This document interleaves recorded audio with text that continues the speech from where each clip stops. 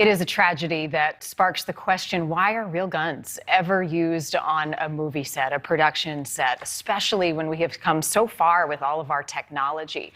The executive producer from ABC's hit drama The Rookie announced in a staff memo on Friday that there would be no more live weapons on that show. Instead, they're going to start using replica guns, which use pellets, not bullets. The director of the popular drama Mayor of Easttown, starring Kate Winslet, said that all gunshots on that show were added after filming, even though he had used live rounds on previous products.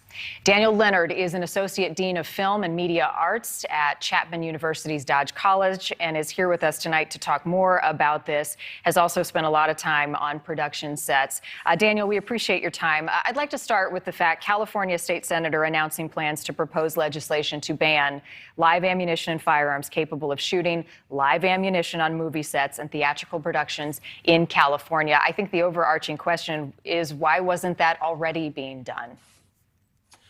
I think that many filmmakers are striving for realism, and if protocols are followed, it can be safe. But obviously, in the case of Rust, these protocols were not followed, and it was a tragedy. So in an effort to make it look and sound real, do you think that there will be pushback to this legislation and other efforts to change policies and procedures? I think there may be some from filmmakers striving for that realism. Also, California is one state out of 50, and those that would likely move to other states where those regulations don't exist. But the technology is so good now, I really don't see why we couldn't do it all in post. So walk through some of the other alternatives out there to make it look and sound real.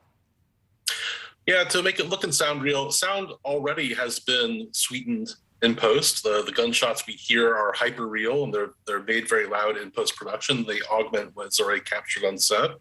And for the flash, which also on set is very difficult to catch, oftentimes you need to do multiple shots because it happens so quickly.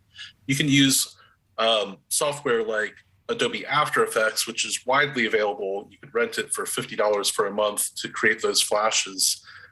That's why I think TV is doing it. I think the liability from this case is probably the best hope in changing things nationwide. Based on your experience, Daniel, is there ever a scenario that live ammunition, live guns would be on a movie set other than to protect the cast and crew?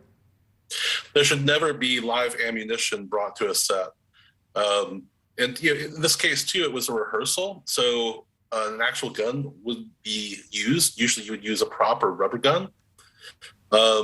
So there's so many protocols that were broken in this case, and that's what really makes it such a tragedy, is that it didn't have to happen. No one should lose their life just making a movie. No, just horrible. And sadly, it does take a tragic event like this to bring to light some of the holes in the system, some holes in the procedures that could have prevented this. But I often wonder, as we watch films, we watch shows, we're entertained, are there other areas that may be overlooked that we could shine the light on now that need to be addressed in terms of safety on sets? What other areas need to be addressed? I think really the long hours that the entertainment industry works. A standard day is 12 hours. And then if you get to overtime after that, people are driving to and from set.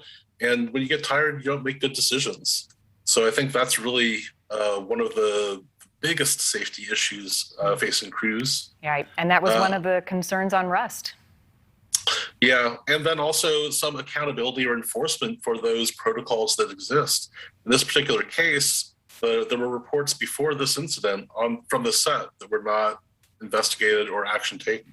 A lot of red flags. Daniel Leonard, we appreciate you helping us shine a light on what can be done to stop this from happening again. Thank you for your time. My pleasure to be here.